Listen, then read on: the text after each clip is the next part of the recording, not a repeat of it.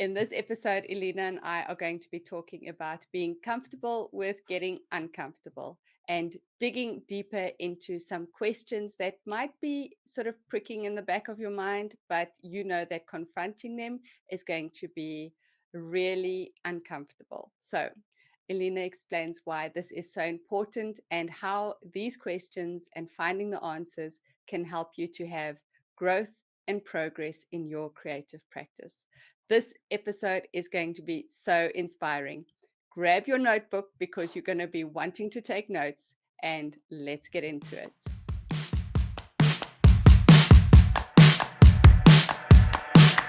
Gotta get messy and show the world you growing as an artist. And you're free to be yourself. You got a dream, you need to start it. Stick together. Get messy says you're formally invited to a community where you can find people that spark the feel of excitement. Too many art supplies, not enough time. No, it's tougher, so you must find a way to feel some connection. We got a lot of people with the same kind, a great mind. We here for you, a platform so we can hear your views. Time's yours, forget chores. I know you bored of them same rules.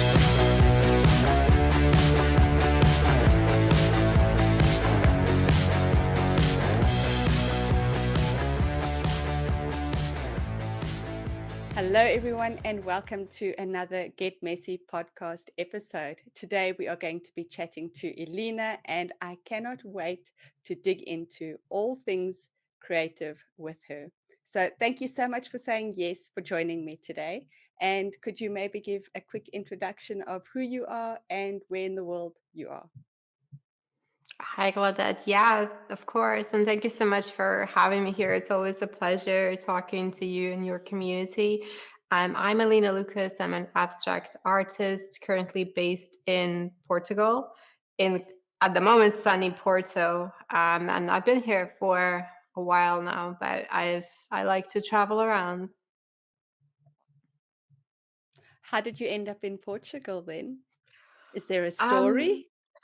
Y- Yes, it's not a particularly interesting one, but I have been living in London for 10 years before moving here. And my husband at the time was living in Argentina. So we wanted to relocate somewhere that's kind of in between and a bit easier to get to. So we ended up here, and it's a really nice, vibrant city. There's a lot of art going on here. So it's just generally a nice community to be a part of. Oh, I love that. I love that you found a space that feels good, right? I think it's Yeah. important to be in a place that feels like it can become a home. Yeah, for sure. And we'll see where life takes us moving forward. It's always nice to experience new places and new things and become part of something fresh. So we'll Mm. see where it takes us afterwards. Oh, it's amazing. I have lived in the same city my whole life. My parents were born in this city and I was born in this city. So like m- I I can't imagine the courage it takes to be like moving all over the globe, right? Just I think it's amazing. I am somewhat jealous of the people that have been able to live in the same space for a long time because I feel like you manage to build such strong lifelong connections and you have the time and the capacity to create a space and a community that you really like. Whereas when you're moving around, I've lived in three different countries so far, not including my birth country. So, four countries I've lived in. And there is always that excitement of moving somewhere, and I don't actually find it scary at all. It's really easy for me to move countries. The first time I moved from my home country of Estonia to the UK, it was quite a snap decision. Just bought plane tickets one day and then decided, okay, in 3 months I'm moving. Moved with just a couple of suitcases and that's it. I'm always in search of something inspiring and something exciting. And I think if you've seen my art journey over the past years, you can see patterns in there also because I've changed a lot. There's been a lot of different styles that I've experimented with, topics and subject matters. So I feel like it's just a personality trait at this point of wanting to explore something until you fill yourself up with it and then moving on to something new that's going to open up more doors and more horizons for you. Oh, I love that. I love the way you've put that. It sounds so beautiful. Um, so while we're on the topic of your art, I am Mhm. so interested to dig into your process and how you work, because there's been a big shift in how you're creating right now. And I want to Yeah. know all about it. Well, there's been a really big shift this year alone. I've Mm, switched my practice and just the way I make art, but in general, I've been making art since I was little, since I can remember. My first memory is me painting with watercolors. And then throughout the years, it's sort of I put art to the side and tried something else and then came back to it in my late 20s. But I paint abstracts now and I have been for the last I think only 3 years it's been that I've been doing abstract artwork. But before that, when I went back into art in my late 20s, I started with there was a lot of line work. There was a lot of, that minimalist style line art mm, that I used to love, different topics, a lot of animals. I've always been drawn to animals. I love animals. So there was a lot of that, and that was quite a big theme in my art. And then it sort of started shifting a bit, and I think everyone needs to be connected to what they create. So for several years, I've been trying different things. I've been trying different subjects. I've been so focused on picking a subject. And I think a lot of people try to do that. They try to niche down so much that it's just a specific subject in a specific way, in a specific color that they're doing, right? It's very, very limiting. I've mm, been trying to do that, and I was never happy even when other people say that they love my work and I was getting, some sort of recognition here and there, or I was getting commission work. It never really felt fulfilling to me. And it's only been about 3 years that I finally decided to dive into abstracts. I have loved abstract art since I can remember, really, for a very, very long time. I think the first time that I really saw it for what it is and felt really connected to it was in my teens. I don't know, I must have been about maybe 18 or so. And I was at this museum back in Estonia, and there's this painting. It's quite a significant painting. It's quite big, quite large, and it's kind of recreating this. It kind of almost looks like a hole. It's black and red, and there is a big hole in the middle. And for some reason, that painting really captured my attention, and I really felt like I am connecting with it on a different level, on a level that I can't connect with still life, even though I can appreciate it and admire it on a level that I can't connect with portraiture. So I've always had the pull since then for abstract art, but I didn't pursue it until very recently because I've heard people say abstract art is not true art. You don't need skills. Anyone can make abstract art. So it was always kind of a bit of a put down, and mm, it felt like if I were to try making abstract art, I would just be looked down upon, really, mm, and it would not lead me anywhere. But I then decided that enough is enough. I've tried enough of what is popular. I've tried enough of what other people are successful with, and it's just not me. It's not my inner world, right? It's not something that I can represent. And I finally tried abstracts, and honestly, I have not looked back since.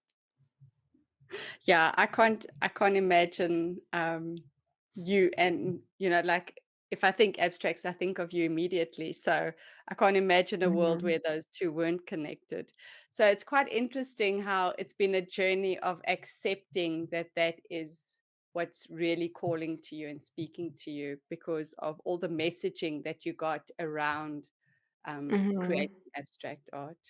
Yeah, exactly. And I feel like I see a lot of artists in the same position as I was in, where, for example, they really feel called to make moody, dramatic art. But what's trending, what's popular is the cutesy pink stuff, right? So Mhm. they lean into that and they might still be good at it and they have, the skills, but they don't feel connected to it. And if you're making art that you're not connected to, it feels like a chore, like you're just pushing yourself through it and you're just doing it for the sake of doing it, Mhm. not because you want to. And I also found that it was really difficult to progress and learn new skills when I was in that stage because I felt like I kind of almost didn't want to. I didn't want to push myself further because it's not something that I was passionate about. It's not something that I was really interested in. And the other thing is that I found really difficult is disconnecting the things that I like and appreciate from the things that I create.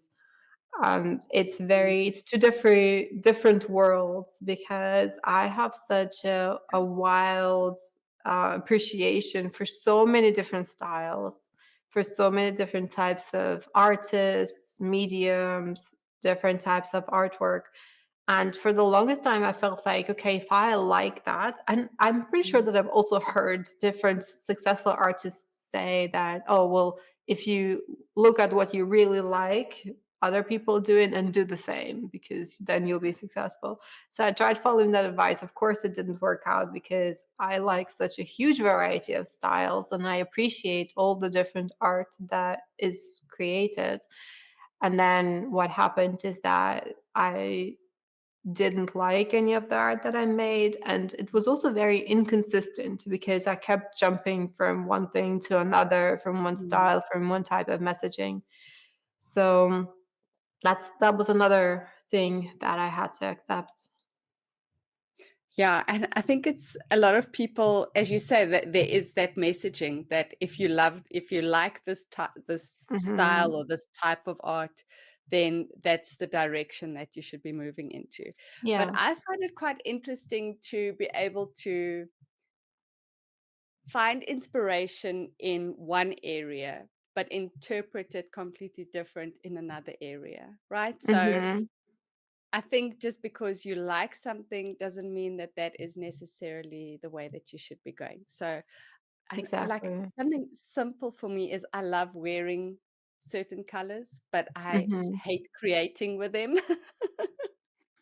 I just Yeah. I just can't see those colors on one of my pieces, you know, it just doesn't feel right. And so if that makes sense to you, then it makes total sense that it works the same in art making. So I think it must have been a huge breakthrough moment for you when you realized that this is actually how it works. Yeah, it really has been. And the other part of it is accepting that you're not supposed to be pleasing everyone all the time. There's different audiences for different types of art. And of course, some people that really like stylized illustrations, for example, they might not like my art at all. And previously, that I would feel hurt by even the thought that someone might not like what I'm making because it I feel like as artists we make ourselves available to vulnerability, right? We put it out there. We kind of wear our heart on our sleeve and express what we feel through art.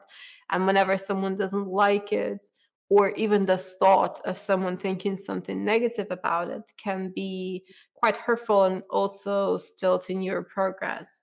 So I've had to accept as well that my art is not for everyone, and that's totally fine because there's so many different amazing artists. So if they don't like my art, they will find someone else to like. And at the same time, there is an audience for the type of art that I make also.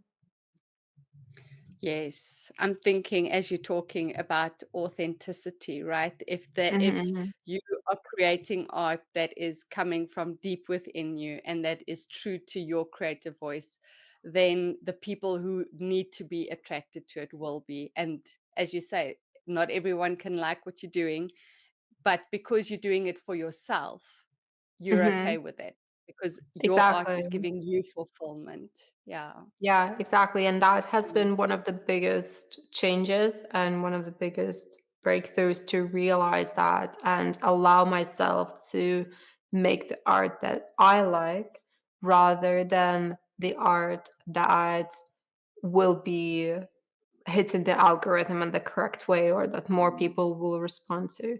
It's so difficult now to not compare yourself with others because you have so much access to all of the different artists mm, that are out there. And especially when you see certain things that are really popular, you naturally want to get some of that recognition as well, right? And you can fall into the trap of creating art that means nothing to you. Yes, it might be pretty. Yes, people might like it, but does it mean anything to you personally? mm. Oh, that's powerful. Very powerful stuff. And that's, I think it's a question that everyone should maybe ask themselves. It could be Mhm. confrontational or seem confrontational to ask yourself, why exactly are you creating this? But um, I think that your practice can become so much deeper if you are doing it for yourself and for the right Absolutely. reasons. Mm. Yeah, absolutely. And you probably feel the same, right? When you make your art, it's so Mhm. something so personal. And it's also important, and I've realized this year, this one of the shifts that I've made is realizing that I want to be proud of my work. I want to be proud of the work that I make. And when someone asks me if I tell them that, oh, I make abstract artwork, I don't want to shy away from that question. I want to Mhm. be able to confidently show them the work that I make and be proud about it. So, one of the big things and one of the big themes for me for this year, and I think also moving into next year, was improving my skills. So, improving my understanding of color, values, how they work, and also constantly asking a question to myself of, is my art simple enough?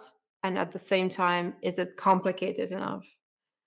And you can interpret Yeah. that in different ways. For me, the simplicity comes from the absence of objects as such, because I work a lot with color and creating textures and almost illusions that of Mm. things that are not really there. And that's one of the beautiful things about abstract art, I think, is that depending on who is looking at it, you can see and interpret it completely differently. There's no single way of understanding it. And yes, I, as the artist that made that artwork, might have had a certain vision or something that I put into it, or, an idea, a concept.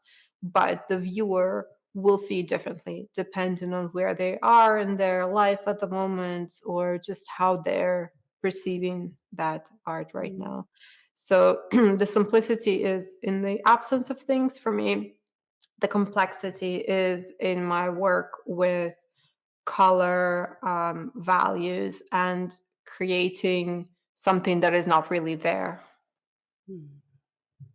Yeah, I think it's really interesting when people look at abstract art because your interpretation of colors and what they mean to you, or marks and how they make you feel, is Mhm, so different and so personal that someone looking at a yellow painting who mhm. loves yellow is going to have a completely different reaction within themselves to someone looking at a yellow painting who feels very uncomfortable by the color yellow. So I think Absolutely. I love abstract art. For me, it's just so exciting. I think it's as you were saying, right? There isn't this visual cue of, okay, that's a cat. So, and Mhm. that's a cat walking on grass, right? There is no reference. It has to come from deep within you when you're looking at it. And that makes it so Absolutely. exciting. It makes it so exciting. Absolutely. Yeah, I love to hear that you appreciate abstract art, as much as I do. It's really beautiful. I love looking at other people's work also, and I take inspiration from all sorts of different art. Really, there's a bunch of different artists I follow that work in different mediums and different styles. Another big shift for me this year was moving. I wouldn't say completely moving away from analog art and working on a canvas to digital, but I have decided to split my practice up into two parts almost. So the I still keep a sketchbook. I actually have my messy journal, which I love. Look how fat it's getting. I use that for warming up or as a way to journal. Really, when I feel like I need to get really tactile, or if I need to get out of my head and experiment freely in a space that is very non-judgmental, I reach for a canvas paper or my journal. And then when I want to work on something more finished, I switched to digital art for that. And let me tell you, making abstract artwork digitally is so hard. It's it's really difficult.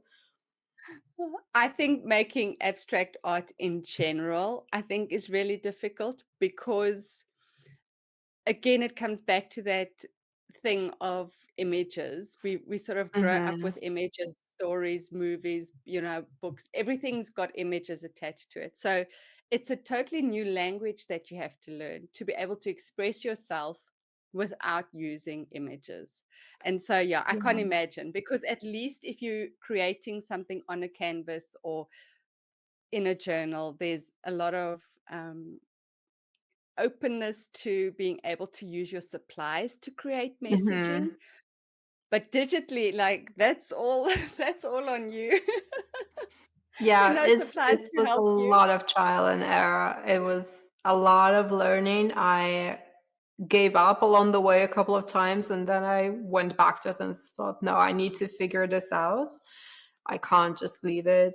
Um, it was a journey, and I still continue experimenting constantly now and trying to elevate my work through new ways because I get bored doing the exact same thing over and over and over. So I need to be expanding on it. But I think it's really crucial to have a foundation, something that you can work off of. So for me, that is color work. That was learning to understand how color values work and how you can compress them, how you can really use them to draw the viewer's attention to a certain point in the painting because composition in abstract work is still really important. Even though you don't have objects as such that the viewer will be looking at, the way your color moves, the way your, the paint, if you're painting, moves, or certain accents and marks that you add, all of that needs to have some composition applied to it so that it doesn't look like a hot mess. Because let me tell you, when I started painting abstract work, I had no idea what to do. I just started blobbing a lot of paint on the paper, smudging it, adding water to it, adding more paint, just kind of trying to figure out what I am even supposed to be doing. And there are a few paintings from that time that I have kept as a reminder to myself that that's where I started. And they are horrible for that. They are just it's an absolute mess. It looks like a toddler painting them. Oh, no. I'm sure It's it's a not that disaster. bad. It's an absolute disaster. There's no composition. Your eye goes all over the place. The colors are messy. It is really. really something to look at. But I have kept it as a reminder to myself that when you want to try something new, you're going to be starting from a place of uncertainty, and you're going to be starting from a place of not knowing. And to a lot of people, that's a deterrent. They don't want to start from scratch, they don't want to learn Mm, and push through that uncomfortable feeling of failing and failing and failing, because you need to fail a lot of times before mm, you get that breakthrough. But I'm keeping that as a reminder to myself that when I'm starting something new, that is just going to be the way. It's not possible for me to start something that I've never done before, especially when it comes to art, right? There are certain mm. skills that you develop depending on what kind of art you make. And I've looked back at it this year a couple of times when I was in those uncomfortable moments of feeling like I am stuck or like I want to give up. And I remind myself that I've pushed through that so I can push through more of the uncomfortable. Oh, I love that. That is fantastic. I think it's important for people to hear that, right? Is you are going to fail. You Yeah. are going to be a beginner sooner or later, and you just have to stick with it. Just keep going. Yeah, exactly. If it's something Mm, that you feel really passionate about, if it's something that mm, you connect to, and if you feel like you need to make that step, then you will push through it, and it will be messy. It will be a disaster sometimes, and a lot of times you won't know what to do or where you should go next or what turn you should take. But if you persevere, you will get to a beautiful place. oh. Okay, so I'm interested now because what made you want to focus on creating art digitally? There's a few factors that went into that decision. One of them being that, unfortunately, at this moment, I do not have my own big studio space. And I am so, so jealous of the artists that I follow and see that have a beautiful studio where they can put up giant canvases, where they can splash paint all around and have that sanctuary, that messy sanctuary of making art. I don't have that luxury at the moment, unfortunately. And I've found over the last couple of years that I prefer painting large when I'm creating something in a traditional way. I love a large canvas. I feel like it just allows you to express yourself more. And I like moving my body with the paint. I Mm, don't like sitting still and painting. It makes me very impatient. It feels like all of that energy that I want to put into the painting is just building up inside of me, and it makes me anxious sometimes. mm, So I don't have the luxury of having a big space at the moment. And also, like I mentioned at the start, that I like moving around, and potentially in the next few years I'll be moving somewhere else. And then the logistics come in of having to move all of that with you, having all of your supplies. And when you're, for the most part, when you're painting, especially when you're painting large, you need a lot of paint. You need a lot of mm, supplies. You need a lot of stuff to work with. So just having that visual clutter and mm, not having a specific space for it, and then having the potential burden of the moving it around or mm, discarding it was just too much. It's mm, too much for me to handle. So I thought, okay, the most sustainable way for me to make mm, art is digitally, because it's just so portable, right? You can take it anywhere with you. You can create on your couch while you're watching something. You can still practice. You don't have mm, to specifically dedicate however many hours a day to work on a certain painting. So, because I don't make art full time, I don't have the luxury of creating just the whole day. That came into mm, play also. So, it's a few different factors. And then I also thought that I don't really see people make abstracts digitally. There are a few mm, that I've encountered, but they're very not my style. They feel a bit outdated to me. You might know which kind I'm referring to if you've seen them around, but I've just not seen anything abstract made digitally that I really liked. So I thought that I I should be the one to make it since I haven't found anyone else's digital art to enjoy in such way.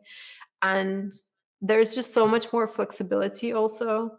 You don't get stuck with that decision paralysis of, okay, well, should I leave it as is or should I put more paint on? Because once you put more paint on, that's it. Forget about it for the most part, right? You can't Yep. get it out. And you can ruin your piece really easily. I've been there. Mm, I'm sure you have also. And many, mm, many people have. With digital, you get the flexibility of still experimenting and pushing yourself, but without potentially ruining your work. The negative of digital art, though, I will say, is the amount of options you get. As someone that mm, struggles to choose, I'm a Libra through and through. I struggle to choose when there's so many brushes to choose from, any color you want. You're not just limited to the few colors of paint that you have, but you can mm, pick absolutely any color you want. That was a hard hurdle for mm. me to get over. But I found workarounds. I found ways that work Oh, for me to narrow down my options and create those restrictions so that mm, I can focus on actually making art rather than thinking, okay, well, which brush should I use? This brush? Should I use that brush? Should I buy another brush pack? Should I use this color? Should I use that color? Do I need another color palette? There's just too much of that. So I've had to put mm, limitations for myself so that I don't get stuck in that decision paralysis loop. mhm. Yeah, I think it's important to know things like that about yourself or to discover them as you're creating, right? And to pay Mhm. attention and sort of unpack what is it that is creating a block within my creative process that I can move or, as you say, find a workaround or whatever it is so that creating can become easier. Yeah, absolutely. Mhm. I don't know if it's a type of block that you've experienced yourself also, if you find other ways that you get stuck in. Well, I I'm so bad that when I go clothing shopping, I will only go Mhm. to really, really tiny stores where they might have 4 pairs of pants and 4 tops, and then I will choose the best Claudette, out of you're the 4. speaking to me. You're speaking to me. That would be my ideal clothing store. Honestly, the less options you give me, Yes, the the exactly. better and the quicker a decision I can make.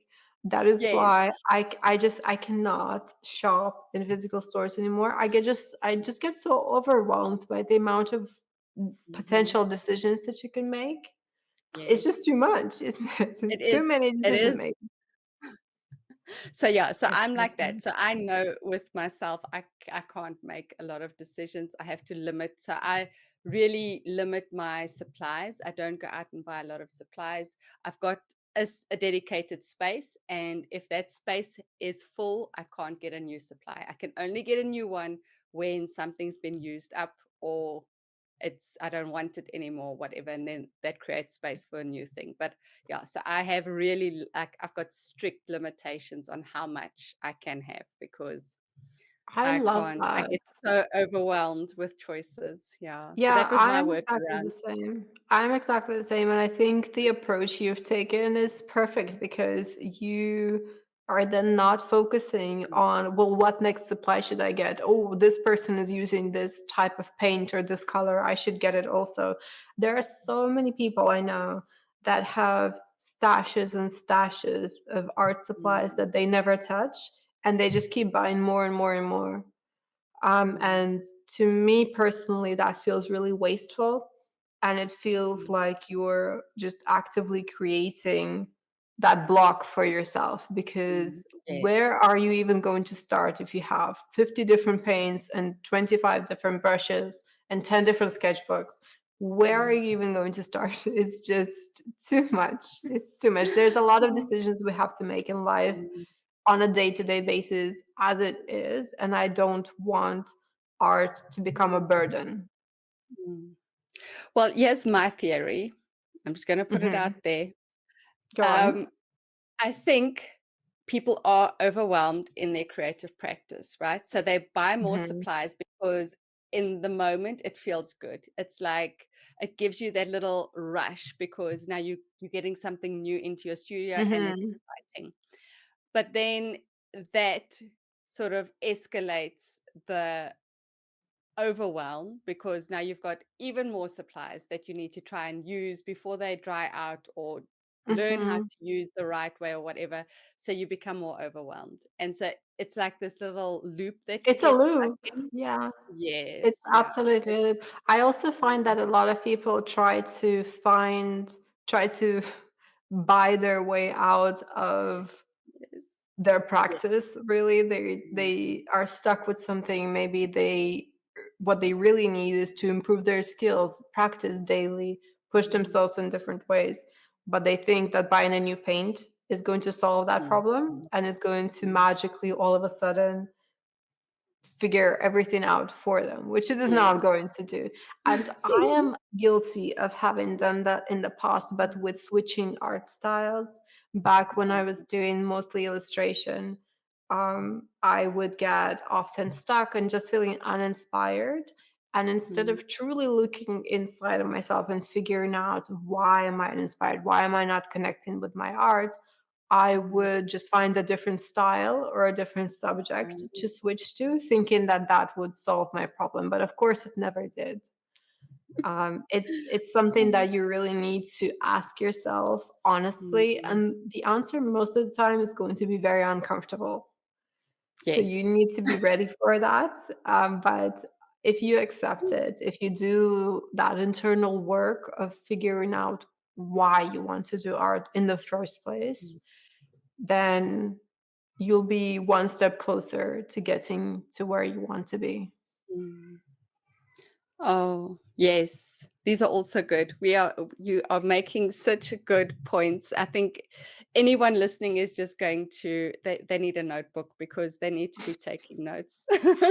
I really hope that some of this advice, even though it might sound harsh, that Oh, it will no. be helpful to people Yeah. because I have been there. I have Mm, been stuck in that same loop in one way or another. And I didn't know how to get out of it. I tried focusing on different things. I tried figuring out, okay, well maybe my style is minimalist this and that. Maybe I need to have a specific color palette.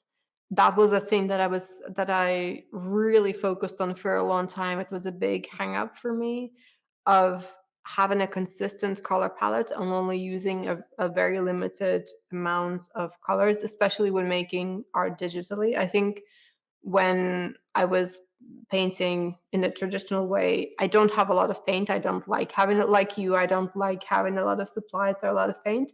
So it's easier for me when I'm making it traditionally. But digitally, you have so much more available. You have everything available to you, really, right? So I had to really figure out what is actually wrong. What is it actually that I'm not happy with? And spoiler alert, it wasn't another color palette. That did not fix my problem, even though I tried. I wish it would because that would have been a much quicker way, a much more direct way. But no, getting another color palette or another brush pack is not going to mm, solve the issue of you feeling stuck or not feeling connected to your art. mm. So I've written here that you need to get ready with being uncomfortable Yeah. Yeah, because you've absolutely. I think so many times now in our chat we keep coming back to this thing of you might not like the answer.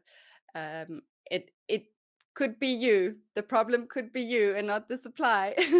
Yeah, I and will say even it's most of the time it is you and not yes, your art supplies, exactly. and you need to figure out why that is and Mm, how you can find a solution to it.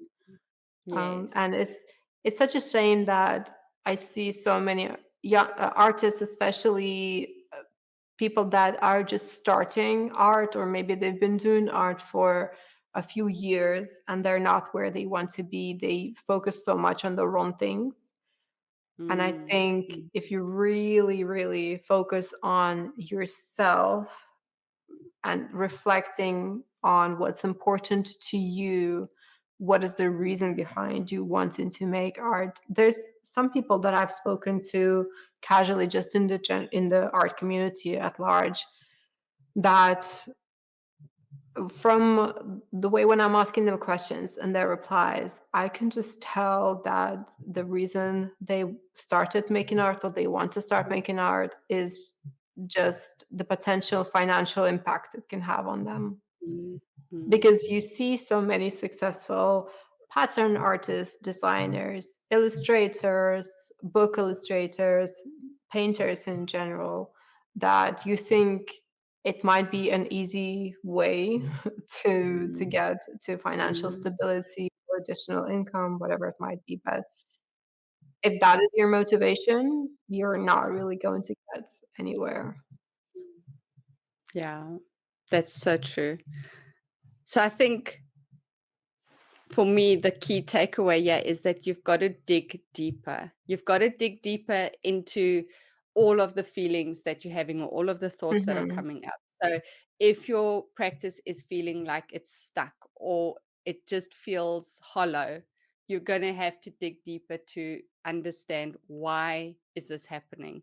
Or if you are starting to want to have a shift in your practice, you're going to have a look at why is the shift happening, is what is the next step for me, and sort of just taking a space to really understand what's going on inside of you and your practice and making shifts that feel in alignment with what needs to happen. Exactly, exactly. And I find that the successful shifts are the ones that you do gradually. Mm, When you hard shift from left to right is where there's a disconnect because you're trying to get away from your initial path so quickly that you're just hard shifting into something completely different. mm, Whereas I found that when I am slowly progressing and I'm slowly pushing myself to try new things, I end up building on top of what I had done previously rather than forgetting all about it and trying something completely new. So I think there's a big distinction also in how you want to make mm, your progress, how you want to shift your work, um, and yeah, like you say, trying to understand why mm, that's there, why that desire is there. Is it because you feel uninspired? Is it because you feel completely bored and disconnected from the work you're making? Or is it just because you're trying to find something that is going to get you an audience quickly rather than nurturing your creative practice? And I mm, feel like that nurture aspect has to be there at the forefront because when you show up for yourself in the way of making art, so many things will change, and how you make art is the first one that's going to change. mm, It's not going to mm, feel like a burden, like, oh, I have to go and set up my supplies and get this out and prepare my palette and whatnot. You will feel excited and it will feel like an escape for the most yes. part, Yes. Oh, right? I love that. An escape. Yes, absolutely. If it's getting you out of bed in the morning and you just can't wait till the point in the day where you can actually Mhm. start creating, I think then you're onto something good. Yeah, absolutely. And another thing that I found this year, and let me know if you agree with this or not, because this seems to be for some reason an opinion that tends to split people one way or the other. But I found that in order to make good art, you need to make enough bad art.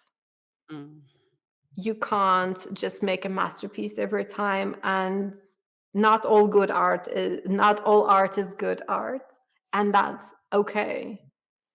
Going back, to those absolutely disastrous, messy paintings that I used to make when I was starting abstract art. It's not good art by any merit whatsoever, but it was a start, right? And it's mm, something. that I'm keeping for myself as a reflection. I don't need to exhibit it anywhere. I don't need to sell it. I don't need to show it to people.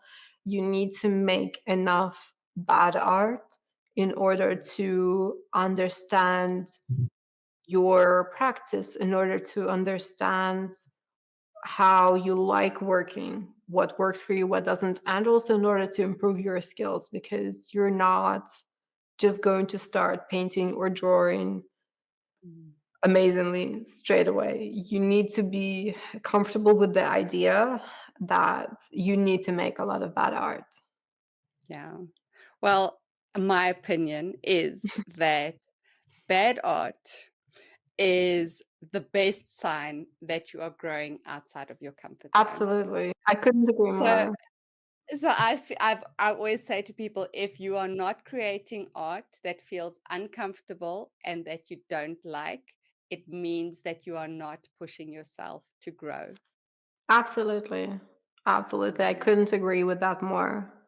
yeah. When you're trying something new, when you push yourself out of your comfort zone and you want to learn a new skill, you want to learn how to take your art to the next level, it's not going to be pretty straight away. It's going to be messy. It's going to be disastrous at times. But Yeah. that's good. Like you say, Mm, that's good. That's a sign that you are actually progressing. And through those ugly paintings, through that ugly artwork that you make, through all of that bad art, you will end up making such big progress and creating art that you are really proud of. mm. Absolutely. I think it's really important. Yeah. Yeah, Yeah. it's so exciting. It sounds weird to say it's exciting to think about bad art, but I that's where the magic happens, is Yeah. in those It's a really messy, uncomfortable moments. Absolutely. And you can only grow through discomfort. I feel Mm, like if you're always staying within your comfort zone, you're not going to grow because you're just going to be repeating the same thing over and over. People are creatures of habit. So if you're used to making something a certain way and you just continue doing that on repeat, you're going to be in mm, that place forever. Some people might be happy with it, it might be enough for them. For me, I want to be pushing myself all the time because I can see, every year at the end of the year. I haven't done one for this year yet, but I will be doing soon. But every year for the past couple of years, I've been doing the art versus artist trend, when you collate some of your work mm, and also a picture of you to see from that year to see what you've done. And I found it so interesting to keep track of because mm, we forget really easily where we come from. We forget really easily the type of struggles we used to have, the type of mistakes we used to make, and we sort of take what we're able to create right now for granted. So I mm, feel like that is a really nice retrospective on your progress because you can really in mine I will send you mine later so you can have a look, but you can really see that it's done a 180, a complete yes. 180. It's just not the same. And if you would Mm. have told me 4 years ago that this is the kind of art that I would be making, I would not believe you because it is so far removed from what I used to make that it's just I would not have believed you. Absolutely not. And I think what I take from that is that it's important as artists that we follow the breadcrumbs, right? You had to have created in one style that led you to the next style, and you had to be willing to let go of some things to move forward in other areas. And so you've just got to trust the process. You don't know where you're going to end up. You've just Mhm. got to take the next step. Yeah, exactly. And Mm. that process also needs to be enjoyed along the way. I feel like so many of us want to just get to the end destination as quickly as possible, by taking all the possible shortcuts. But when there's true progress that happens, I feel like that just cannot be shortcuts cannot be a part of it. You need to go through the whole journey. You need to experience it. And don't forget to stay in the moment of each Mm, one of those steps because you will mm, learn from it. You will learn more about your art and you will also learn more about yourself as an artist, but also a lot of time as a person. mm. Yeah, it comes back to this idea that you mentioned earlier of slow progress. That's Yeah. I love that idea. I sort of see a plant that's unfurling, right? It happens Yeah, slowly. You don't just wake up one day and there's this huge sunflower standing there. It's a slow exactly. process. Yeah. And that sunflower is not complaining about all the time. It's taking it to grow all the way into a beautiful sunflower. So just take it step by step, figure out Mm, what works for you and for your practice, what you actually enjoy making, the kind of art mm. that calls you, and just follow the process, stick to it, go through all the ugly, messy stages to then become a beautiful sunflower in the end. Oh, beautiful. Okay, so we've chatted a lot now about being in one style of art and then Mhm, moving over to abstract. So, for people that are listening that secretly love looking at abstracts but think, mhm. I could never do that because I don't know where I would even start, what advice would you give to someone who is just starting out and wanting to explore abstracts further? That's a great question. I think the best place to start is play. If you start playing around with your supplies, just get a few paints. You don't need a lot, really. The beauty of abstract art is that you can create it in so many different ways.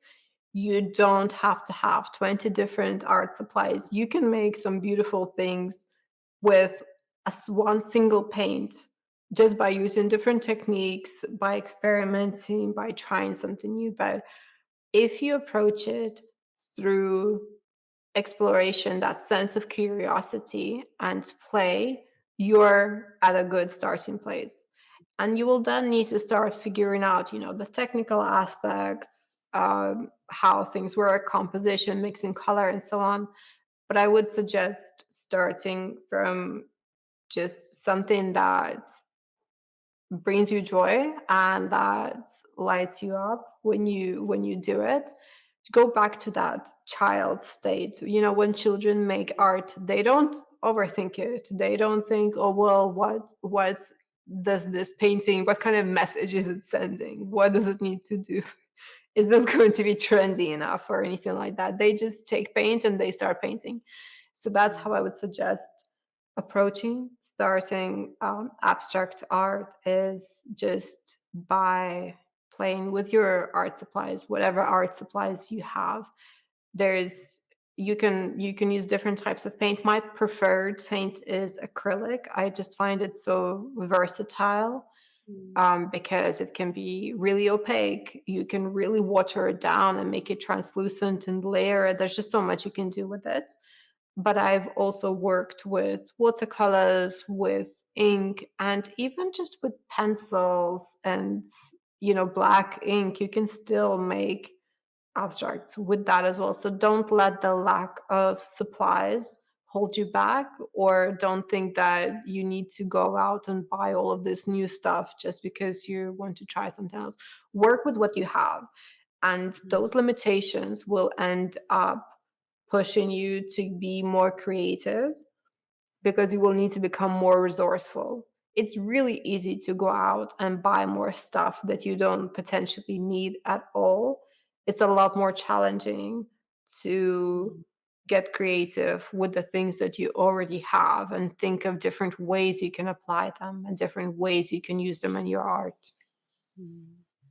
Yeah, and I think you can go a lot deeper too, right? If you limit your supplies, you can push the boundaries of what they can do and how they can be used together so much further because you're not just moving on to the next thing. You are actually trying to understand the supplies in their breadth and depth and width, and you can go deep with Yeah. them. Yeah, yeah, absolutely. There, you'd be surprised how much you can make with one single tube of paint or Mm, one single color. I used to, and I still like doing this. I like having different types of supplies. So, acrylic paint, ink, colored pencils, oil pastels.